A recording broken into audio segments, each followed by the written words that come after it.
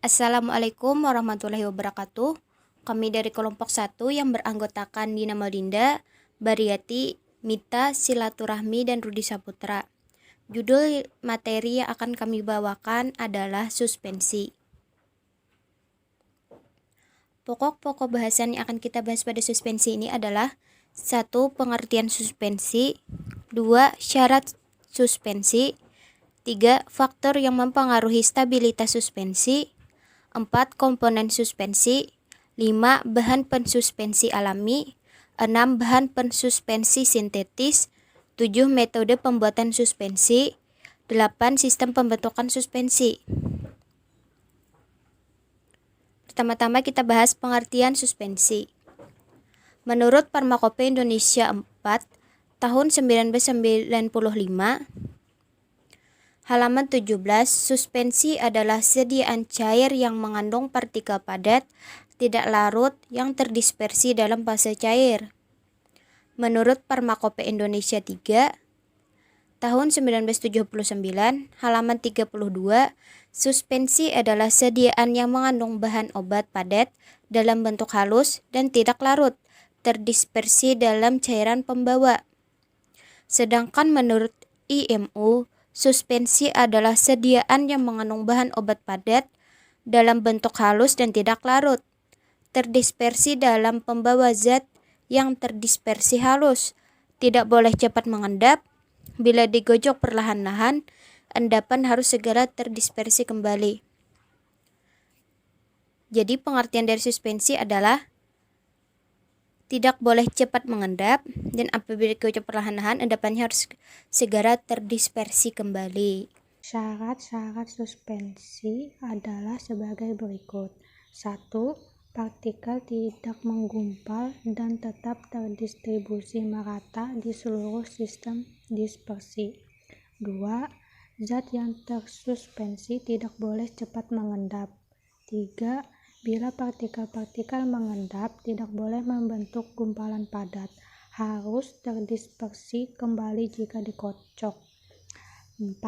Tidak boleh terlalu kental sehingga mudah dituang dari botol atau melewati jarum injeksi. 5. Untuk sediaan obat luar harus cukup cair sehingga dengan mudah tersebar di permukaan, tetapi tidak boleh mudah bergerak sehingga mudah hilang dari permukaan. 6. Dapat mengandung zat tambahan untuk menjamin stabilitas. 7. Karakteristik suspensi harus tetap konstan selama penyimpanan. 8. Tidak boleh diinjeksikan secara intravena dan intratekal. 9. Suspensi harus menggunakan antimikroba. 10. Harus dikocok terlebih dahulu. 11. Harus disimpan dalam wadah tertutup rapat. Faktor yang mempengaruhi stabilitas suspensi ialah 1. Ukuran partikel.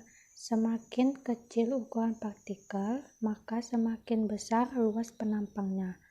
Dengan ukuran partikel yang kecil, maka daya tekan ke atas cairan akan semakin memperlambat gerakan partikel untuk mengendap.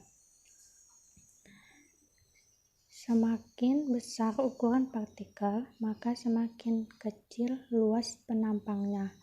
Dengan ukuran partikel yang besar, maka daya tekan ke atas cairan akan semakin mempercepat gerakan partikel untuk mengendap.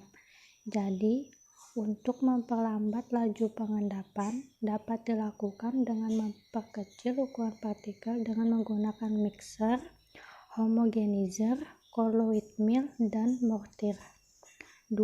Kekentalan atau viskositas. Dengan menambah kekentalan atau viskositas cairan, gerakan turun partikel yang dikandungnya akan diperlambat. Laju pengendapan diperlambat, sehingga suspensi tetap stabil. Tetapi perlu diingat, kekentalan suspensi tidak boleh terlalu tinggi agar sediaan mudah dikocok dan dituang. Ketiga, jumlah partikel atau konsentrasi.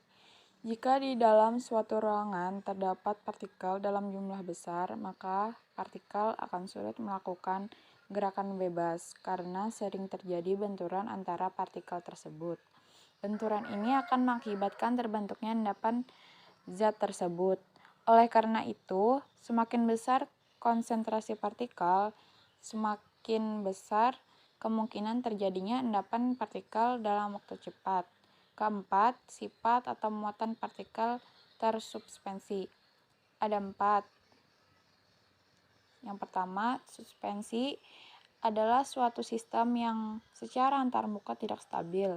Kedua, hal ini disebabkan besarnya luas permukaan partikel akibat ukuran partikel kecil menyebabkan meningkatnya energi bebas permukaan kondisi tidak stabil.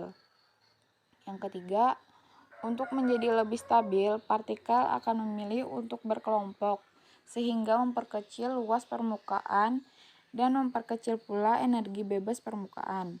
Yang keempat, maka dapat ditambahkan surfaktan untuk memperkecil tegangan permukaan dan menurunkan energi bebas. Komponen suspensi ada 2, yaitu fase dispersi atau fase internal atau fase diskontinu. Yang kedua, fase pendispersi atau fase eksternal atau fase diskontinu. Fase dispersi atau fase internal atau fase diskontinu yaitu zat cair yang terbagi-bagi menjadi butiran kecil ke dalam zat cair lain. Yang kedua, fase dispersi atau fase eksternal atau fase diskontinu adalah fase luar, yaitu zat cair dalam emulsi yang berfungsi sebagai bahan dasar atau pendukung dari emulsi tersebut.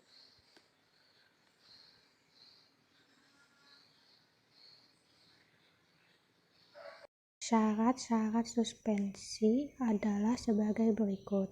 1. Partikel tidak menggumpal dan tetap terdistribusi merata di seluruh sistem dispersi. 2. Zat yang tersuspensi tidak boleh cepat mengendap. 3. Bila partikel-partikel mengendap, tidak boleh membentuk gumpalan padat. Harus terdispersi kembali jika dikocok. 4. Tidak boleh terlalu kental sehingga mudah dituang dari botol atau melewati jarum injeksi.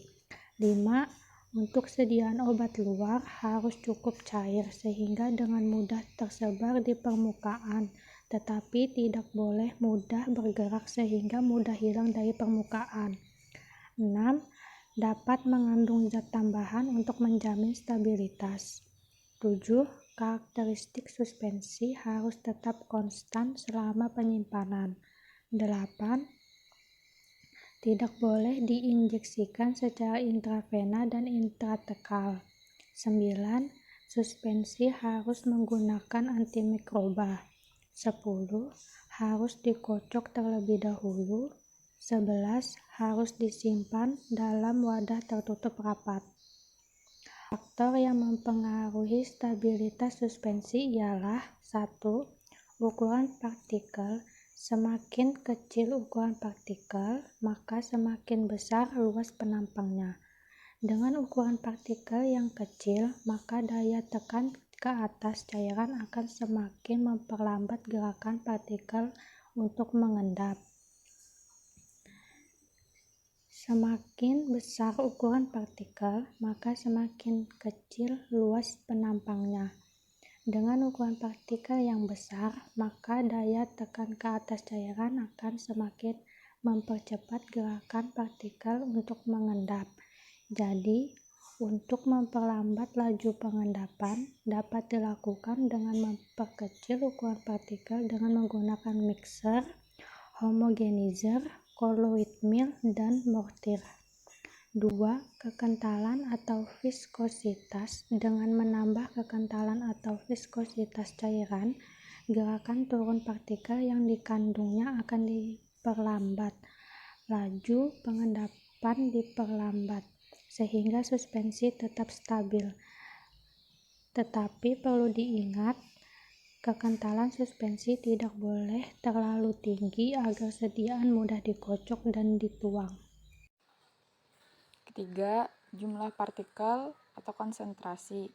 Jika di dalam suatu ruangan terdapat partikel dalam jumlah besar, maka partikel akan sulit melakukan gerakan bebas karena sering terjadi benturan antara partikel tersebut. Benturan ini akan mengakibatkan terbentuknya endapan zat tersebut. Oleh karena itu, semakin besar konsentrasi partikel, semakin besar kemungkinan terjadinya endapan partikel dalam waktu cepat. Keempat, sifat atau muatan partikel tersuspensi. Ada 4. Yang pertama, suspensi adalah suatu sistem yang secara antarmuka tidak stabil. Kedua, hal ini disebabkan besarnya luas permukaan partikel akibat ukuran partikel kecil menyebabkan meningkatnya energi bebas permukaan kondisi tidak stabil. Yang ketiga, untuk menjadi lebih stabil, partikel akan memilih untuk berkelompok sehingga memperkecil luas permukaan dan memperkecil pula energi bebas permukaan. Yang keempat, maka dapat ditambahkan surfaktan untuk memperkecil tegangan permukaan dan menurunkan energi bebas.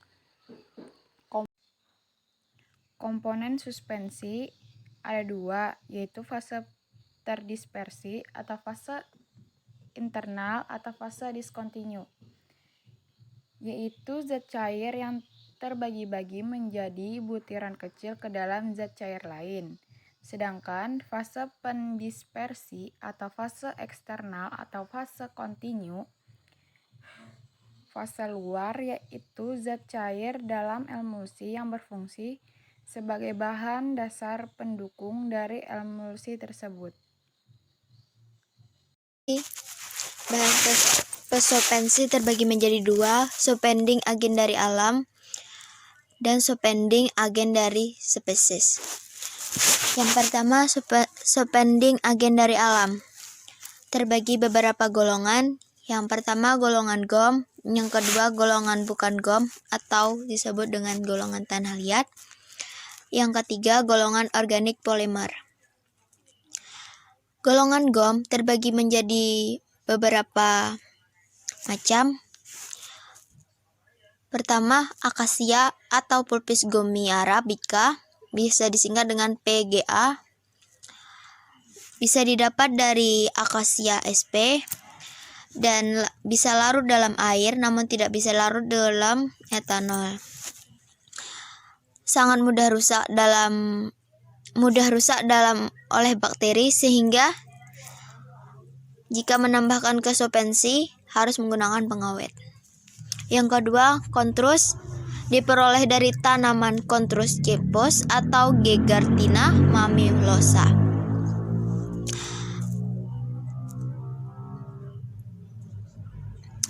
Dapat larut dalam air namun tidak dapat larut dalam etanol, seperti gom Arab. Bisa disebut dengan ekstrak dari Contrus disebut karagen.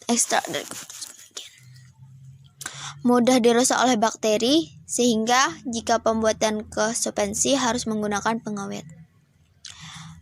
Yang ketiga, tragakan. Diperoleh dari tanaman Agragelus gommiferora. Mucelago. Tragakan lebih kental dibandingkan Mucelago dari gom Arab. Mucelago tragakan hanya baik sebagai suspending agen tetapi bukan sebagai emulgator. Yang keempat, algen. Spesies ganggang laut didagangkan berbentuk garam yang bisa disebut dengan natrium alginat. Mudah dirusak oleh bakteri sehingga perlu ditambahkan pengawet. Konsentrasi yang biasa digunakan 1-2%. Lanjut ke golongan bukan GOM atau golongan tanah liat. Bisa dibagi menjadi beberapa golongan. Yang pertama, bentonit. Yang kedua, hectorit. Yang ketiga, cefegum.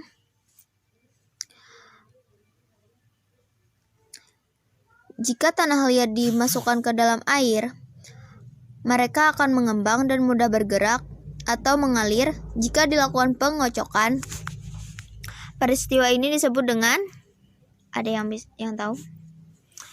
Ya, bisa disebut dengan thixotropik. Ketiga, tanah liat di atas tadi. Tidak laut tersebut tidak dapat larut dalam air, sehingga penambahan bahan tersebut ke dalam suspensi adalah dengan menaburkannya pada campuran suspensi.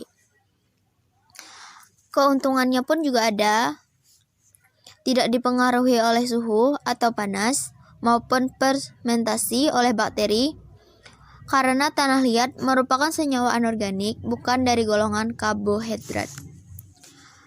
Yang terakhir, golongan organik polimer. Yang paling terkenal, Carbohydrate 934, atau bisa disebut dengan nama dagang. Nama dagang suatu pabrik. Konsentrasi yaitu biasa digunakan kurang lebih 1%. Lanjut, suspending agen sintetis dibagi menjadi tiga. Yang pertama, metil selulosa atau menthol telos. Yang kedua, karboksimetil selulosa atau CMC. Yang ketiga, hidroksimetil selulosa. Di belakang nama tersebut biasanya terdapat angka atau nomor, misalnya menthol 1500. Jadi semakin banyak angka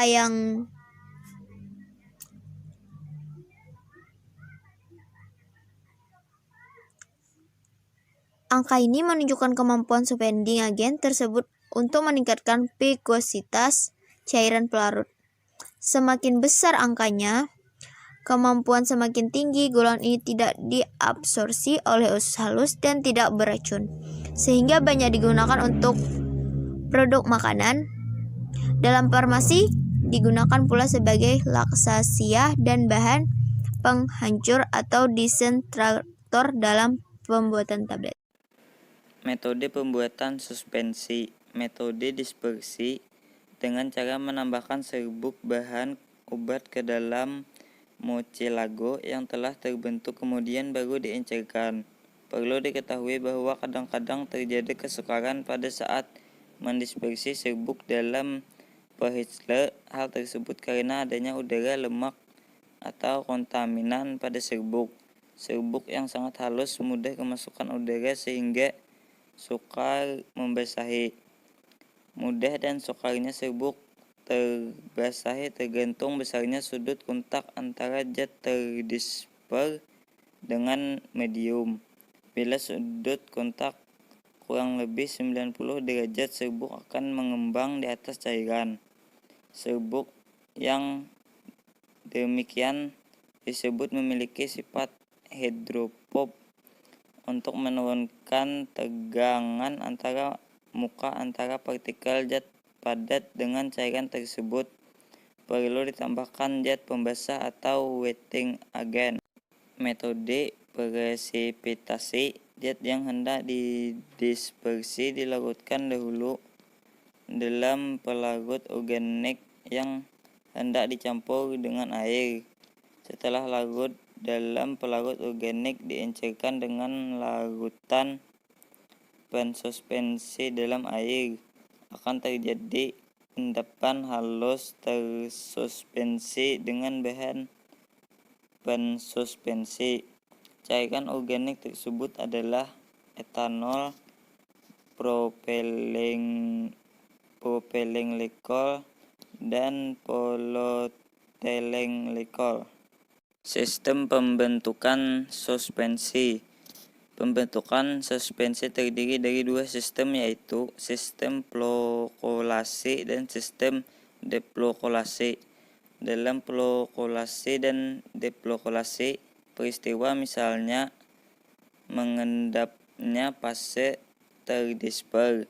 Antara fase terdisper dan fase pendisper terjadi dalam rentang waktu yang berbeda, di mana pada plokosa terpisahnya dua fase tersebut lebih cepat dibandingkan dengan deplokolasi. Namun endapan dari plokolasi dapat didispersikan kembali, sedangkan endapan deplokolasi tidak karena telah terbentuk caking.